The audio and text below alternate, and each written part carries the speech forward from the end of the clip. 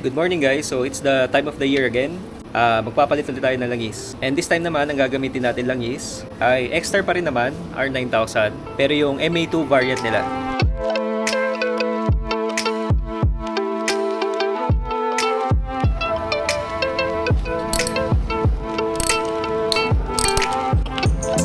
So may papakita pala ako sa inyo guys. Kung mapapansin nyo itong luma ko langis, yan, color black siya, no? Pero kapag sinulat natin ng screwdriver, may pagkakulay blue yung ating langis. At yun ay dahil sa gasolina na kinaharga natin. So yun yung mga mancha na naiiwan ng gasolina na ginagamit natin sa langis natin. At wala namang issue doon, wala namang masamang mangyayari sa makina. Halimbawa premium ang ginagamit nyo, XCS o 95 octane, kadalasan kulay pula yun. So mapapansin nyo, yung luma nyo langis, medyo mapula-pula. Kapag 91 naman, o yung kilala natin bilang unleaded, kulay green yun sa pagkaalam ko. So mag-iiwan nyo naman siya na kulay green sa luma nyong langis. At ito naman sa akin, since ang ginagamit ko ay 97 octane, kulay blue yun. So kung napansin nyo kanina, kulay blue yung iniiwan niyang mancha sa ating langis. So again guys, wala namang issue doon. Hindi naman kayo dapat maging concerned doon. Natural lang siya, no? Na nag-iiwan ng ganong klaseng mancha. So ang dapat natin ingatan guys ay huwag magkulay chocolate ito. So alam niyo parang kulay kape na may halong gatas, parang mocha kumbaga. So yun ang delikado guys, ibig sabihin na naghalo na yung langis ninyo sa inyong coolant. So baka may tagas na yung water pump, oil seal, o hindi naman kaya yung head gasket. At yun ang dapat yung pa-check guys, kung ang langis nyo ay hindi ganito ang kulay, no? Yung parang kulay cream na siya, kulay mocha, parang ganito kumbaga. So yan, parang ganito, no? Cream o light brown. Yan, ibig sabihin yan guys, dapat yun ang pa-check yung makina niyo. At baka naghalo na yung coolant sa inyong langis. Oo nga pala guys, ito yung chain lube na nabili natin sa Thailand doon sa 320 SP. So ito yung Rooster Oil chain lube at ito naman yung DAD na chain cleaner. At doon din natin nabili sa 320 SP, no, sa Thailand, sa Bangkok. So ginamit ko na siya today at nagustuhan ko guys itong chain cleaner na to kasi talagang ang bilis niyang tanggalin yung dumi, yung lumang chain lube na nilagay natin sa kanya, yung mga dumi-dumi at grasa. Talagang nababakbak niya kagad, naaalis niya kagad sa ating sprocket at sa kadena.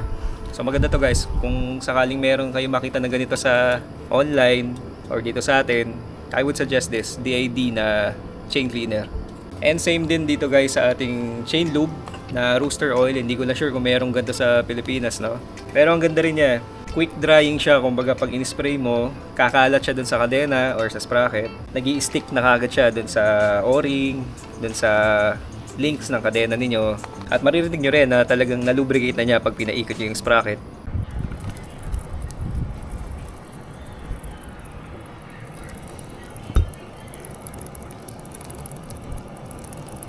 So yun lang, if ever makahanap kayo ng ganito, Rooster Oil Chain Lube, tsaka itong DID na chain cleaner, highly recommend guys. Maganda siya pang linis at pang lubricate ng kadena natin. Okay, so kabit na tayo bagong oil filter guys. As per usual, SGP parts tayo.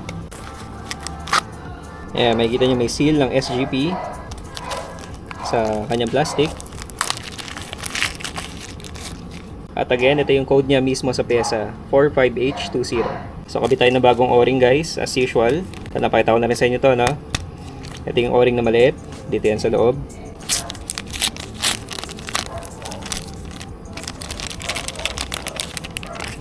Yan, ito siya. Pasok natin. Alright, then oil filter. At ito naman yung o-ring na malaki. Doon siya sa cover.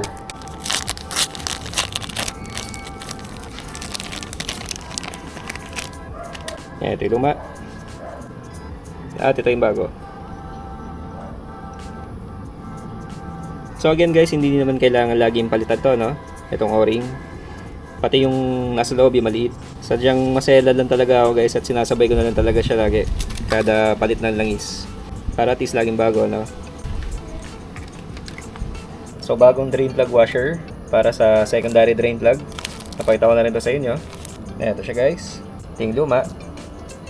Pit-pit na as per usual. So papalitan natin lagi ito. Ito yung bago. Yan. Yeah.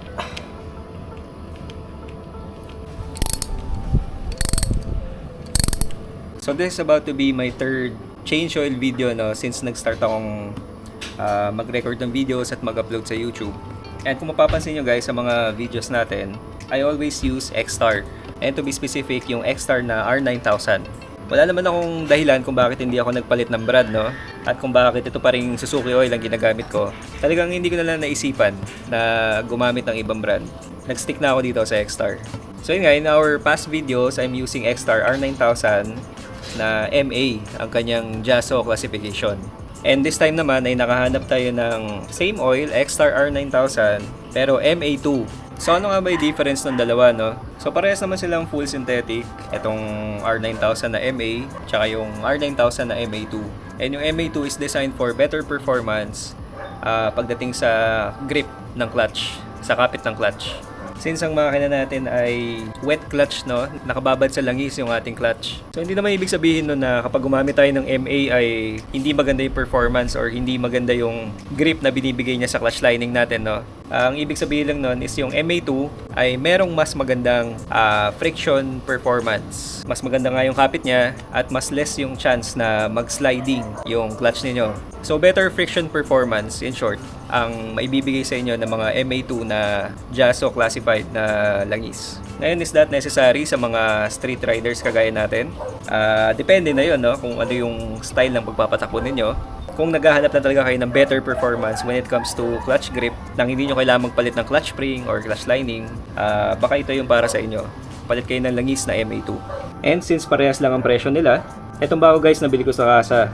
Nabili ko sa halagang 660 per bottle. At ito namang isa nabili ko kay Berting, itong MA, sa halagang ganun din, 660. So I would suggest na dito na nga kayo sa MA2, di ba? Same price lang naman with a slight better performance dito sa MA2. Oo nga pala guys, I change my oil every 4,000 kilometers or every 4 months, whichever comes first. So ngayon, inabot na ng 4 na buwan since nung last change oil natin. At pakita ko sa inyo guys kung ilan na yung milahe ko simula nung huling change oil. Yan, check natin sa trip B. Yan, so ang tinakbo ko guys ay 1,736.8 kilometers sa loob ng 4 months.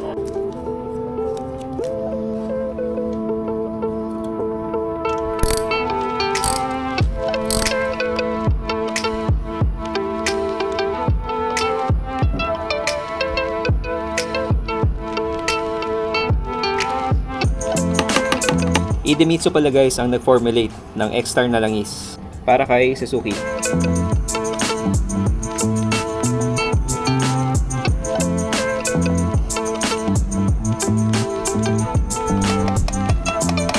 Okay, start natin guys. Let's check for leaks.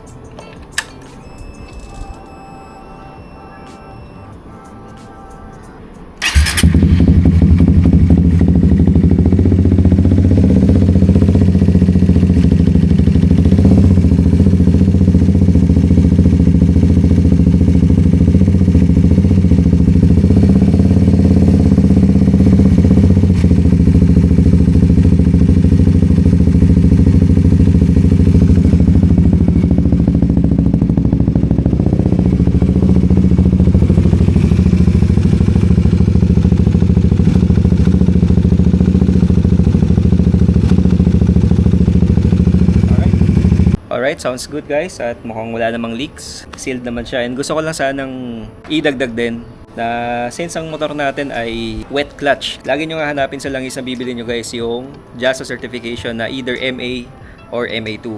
At iwasan yung gumamit guys ng langis na pang scooter o yung kadalasan mga MB ata ang kanilang certification dahil baka mag-cause yun ng sliding na clutch para sa atin ng mga decambio na may wet clutch. So just make sure na check nyo lang yung JASO certification and also yung viscosity ng langis, kagaya nito 10W40, para makasiguro tayo na tama yung langis na gagamitin natin para sa motor natin. So that's it, sana nakatulong. Thank you and God bless. Bye bye.